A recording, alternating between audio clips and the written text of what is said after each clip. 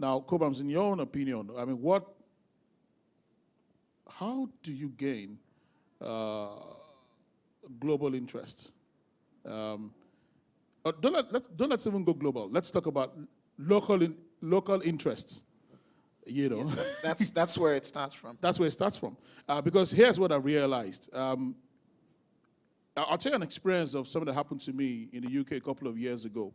I came out of Heathrow, and at that point in time, I couldn't really afford to hire a taxi. So you have these guys who hound you once you get out of Heathrow. Taxi. So they bundled 4 of us inside a cab. And so this guy is going to Tottenham. I'm going the other side of town. And this guy is just speaking, heavily accented English, and I'm wondering, he's not even a Nigerian. And the driver, who was Nigerian, was playing some, Christian Fuji kind of stuff out of his tape. And then this guy gets out of the car, pays, and says, Brahmi, even when they get tape here. I freaked out because, for the life of me, I didn't even know this guy was Nigerian. Thank God I didn't even run my mouth, So, how do you, and here's what I realized.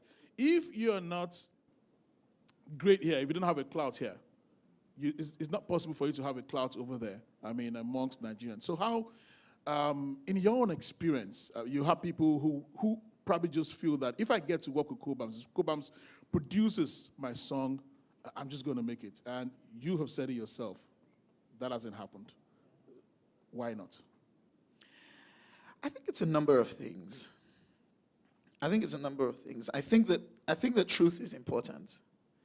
And I think that if there's a Babalawo formula where you think if this person produces, or if that person does this, or if this does that, or if that does that, then such and such is going to work. I think it starts with how much music is there in you.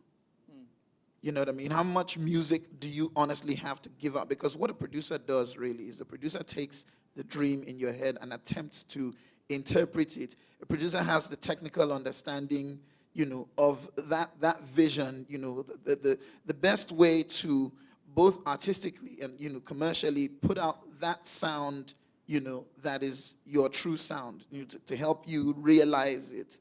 So, there's got to be some truth in you as far as your ability, as far as your love for music, as far as your ability to create real music. So I guess the first thing shouldn't be whether Cobhams or Wale Oni or whoever produces your music, then it's going to sell. I guess the truth is, do you want to be heard? Do you desperately want to be heard?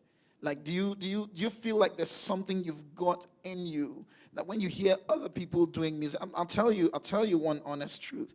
When I was 7 years old and I heard Tosin Jegede and I happened to be, born around the same time, I told her on Twitter once, I was like, you know what, I really, you've come to inspire me and all that, and I like you very much, but I didn't like you when I was 7 years old. I did not at all. And I didn't because I felt like you were doing what I wished I had the chance to do, and that challenged me, and that just made me continue to work and continue to look for the opportunity to express music. So does music make you feel that way? Is music a means to an end? Like a lot of the stuff that we hear, and that's why there's hardly as much content in the music that we get out of Nigeria right now, because it's become a means to, it's become a means. People want to do music because, Soul Diva says, they want to blow. You know what I mean? But do you honestly have music in you? The first time Asha and I sat down and she was playing the guitar, and I was listening to her, and she was singing a song called I Would Do. We never got around to make that song. Excuse my expression, but it was like cocaine high. I'm like, who is this individual? Where are you from? Why are you playing your guitar like this and singing like this? And why is it that the world doesn't know of you yet?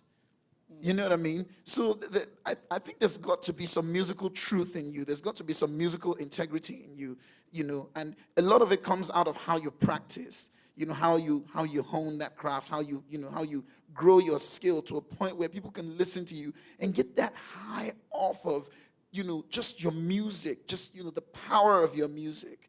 You know what I mean? You can do all you can to sell records. You can get labels behind you and all of that good stuff, and that's nice. But in order to build a real fanatic following, there's something you're saying that's resonating with someone somewhere. You're articulating with words what someone is feeling, and they're not able to find the expression. That's what good music does. That's what good poetry does. Absolutely. So I think for me, it's important that you have that. Otherwise, you're probably just another producer's bread and butter. And not many people will tell you they won't do. I mean, I know a few people who will tell you they won't. I will tell you, I won't do your stuff. And I have met some producers in this room who will tell you they will not do your stuff. And if they will do your stuff, they will work you until you hate them.